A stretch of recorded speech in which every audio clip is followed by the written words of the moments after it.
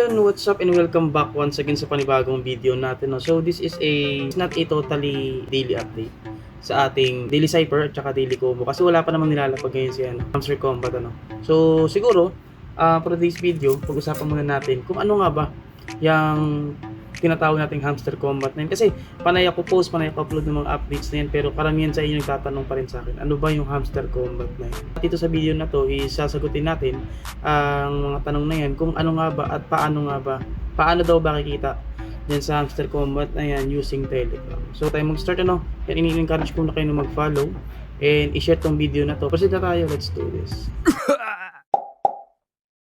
So first question, ano nga bang Hamster Combat? Simple lang. So yung Hamster Combat na yan ay isang Telegram mini app. Meron siyang higit na 150 million CEO kung matatawag nyo sa buong mundo na yan, sa worldwide na yan. So simple lang yung concept ng laro. Tap to earn siya.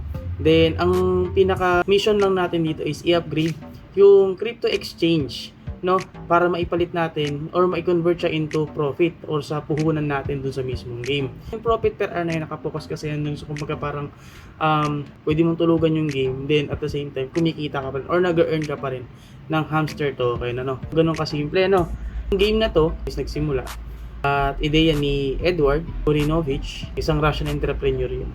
Mga kasama siyang developer na until now is hindi pa rin kilala, Hindi natin alam kung ano yung mismong pakay nila, ba't nila dinesign or dinevelop tong game na to. Bukod doon, meron mga rumors o sa airdrop or posibleng airdrop ng hamster token. Na-announce yung usapin na yan na darating yung airdrop na yan this coming first week of July. So nung March, in-announce na rin yan, nasabi babagsak daw yung airdrop na yan nung April 24 daw, pero hindi natuloy, ewan ko kung bakit. So di ko alam kung na-adjust or sadyang na-upload or na-postpone yung paglabas ng airdrop na yan. Pero ngayon, sabi ng karamihan sa mga nababasa ko lang, especially sa Reddit, is lalabas daw yung hamster token na yan sa Tonche this coming July 1st. So an additional information lang, so itong laro na to is nagsimula siya or idineklara siya nung March 2024. Nung Marso lang, then agad din na kompleto yung pinaka-setup niya. Kami ring usapin tungkol sa Hamster Combat na yan na nakasentro sa hamster token. Kasalukuyan wala pa ring update kung magkano ba yung magiging value or kung ilang percent yung possibilities na yung isang manlalaro or isang CEO na merong hawak ng isang account or more than one account is makakatanggap ng hamster token. So malalaman natin yan sooner or ilang days na lang magbubukas na yung sinasabi nilang airdrop na yan. So sana is lahat tayo pumaldo. Ano nga ba yung mga disadvantage at advantage ng laro? Advantage muna tayo, yung potential na kita.